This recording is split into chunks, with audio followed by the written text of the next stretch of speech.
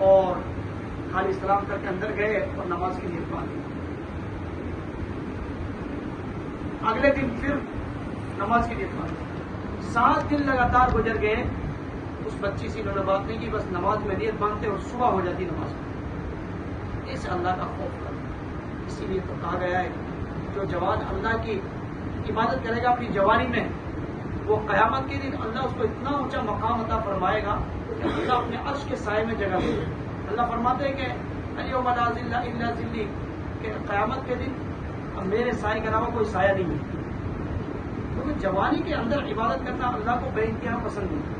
جو خواہشات جذبات جوانی میں ہوتے ہیں وہ بڑھاپے میں کہاں ہوتے ہیں. جوانی کی عبادت بڑی مقبول ہے اللہ کی. بہرحال 7 دن گزر گئے، 7 راتیں گزر گئی. بادشاہ نے سیف کو معاف نہیں کیا. 7 دن کے بعد یاد دلانے کے لیے اس نوجوان نے پیغام بھیجا کہ حضرت 7 دن ہو گئے نکاح ہوئے، آپ کی جو شرط تھی وہ میں نے منظور کر لی، اب تو میرا آدھا سیف معاف کر دیں. نکاح بھی آدھا سیف معاف کرانے کے دباؤ میں، 10 دن کا سفر آدھا سیف معاف کرانے کے لیے.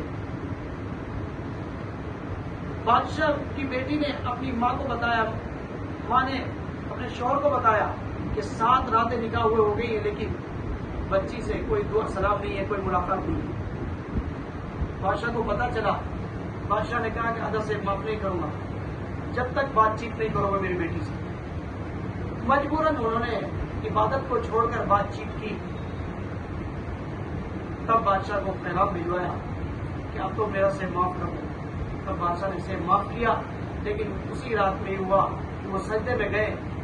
جس دن بات چیت کی تھی اسی رات کو سجدے میں گئے اور مسلے پر چیخ ماری اور جان نکلی. پھر ان کے پیٹ سے ایک بچہ پیدا ہوا. اس کا نام پڑا ابراہیم. یہ بچہ، اب اس کا نانا کون ہے؟ بادشاہ ہے. بادشاہ کے کوئی لڑکا نہیں ہے، تو اس نانا کی بادشاہ اس ابراہیم کو ملی. ان کا نام ہے ابراہیم بن ادھم. یہ بڑے وقت کے بادشاہ بنے. انہوں نے بھی پھر بادشاہت کو ٹھوکر ماری ہے. اس کا واقعہ الگ ہے. بہرحال جب اللہ کا خوف زندگی میں ہوگا تو بھائی پھر فجر کیا چیز ہے. پھر تو آدمی کو ساری رات مصلے پر گزارنا آسان ہوگا، جتنا جس کی کیپیسٹی ہے، جتنا جس کا ایمان مضبوط ہوگا. آج صحیح معنی میں ہمارے دلوں کے اندر اللہ کا خوف نہیں ہے. اس لیے فجر میں اٹھنا مشکل، اس لیے کاروبار میں سچ بولنا مشکل، اس لیے راستے بازاروں میں اپنی نظریں جھکانا مشکل. کیونکہ دل کے اندر خدا کا خوف نہیں.